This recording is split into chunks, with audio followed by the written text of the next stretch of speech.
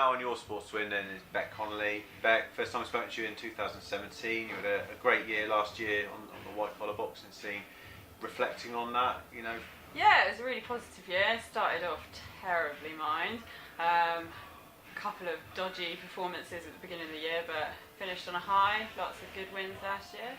So yeah, went well. Enough to spur you on for this year?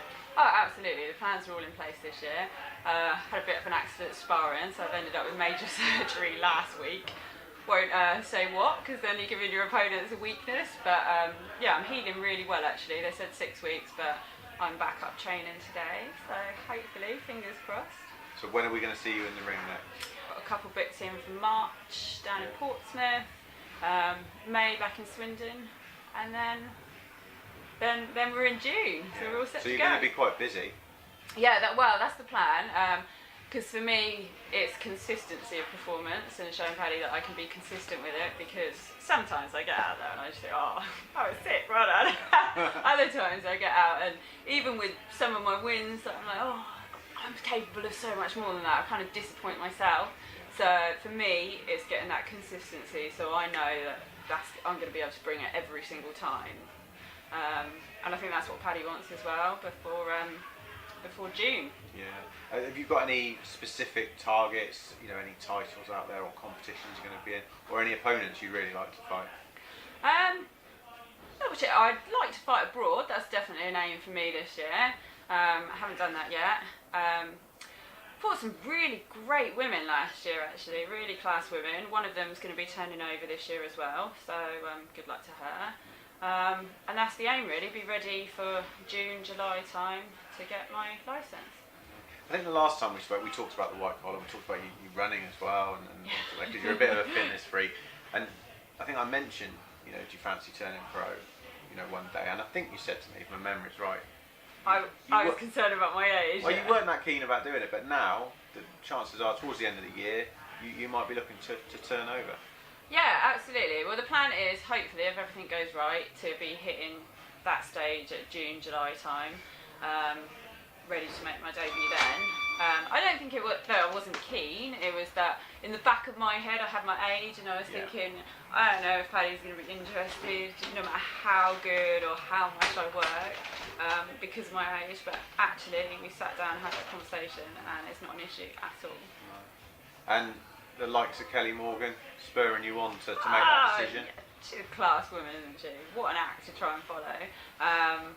She's done amazingly well. Real outstanding woman. So what an inspiration. Yeah. And she's got a world title shot now. As you know, we exclusively Adler, confirmed that last week against Nikki Adler. So you know, you must be chuffed to see a fellow Swindonian getting a shot like that. Yeah, absolutely. And how great for women's boxing as well.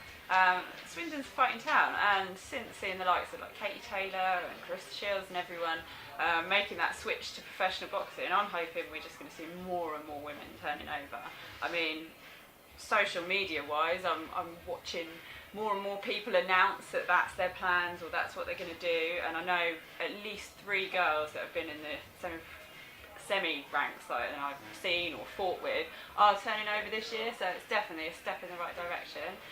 The amateurs making the rounds longer, head guards off, it's all going in the right direction. It's all starting to change a little bit. Yeah, how exciting to be part of that. Yeah. Definitely. And good to see the likes of Nicola Adams and Katie Taylor getting signed by proper promotional companies like Frank Warren and Eddie Hearn. So these are macho men that have only ever done men's boxing but are now taking women's boxing seriously. So that's a big breakthrough, isn't it? Oh, absolutely. And we don't make, women are don't make the same money as men, because like with the football, the fans aren't there to buy the tickets. If you're not selling the tickets and people don't want to see it, you can't make that kind of money. But unless we're out there in the public eye showing them what we can do, then they're never going to know that it's just as good, if not more exciting, to watch women's boxing. So yeah, hopefully with these big names getting hold of it, everyone will start wanting to watch it just as much as the men. Yeah, and then looking towards, you know, Kelly and against Nikki Adler,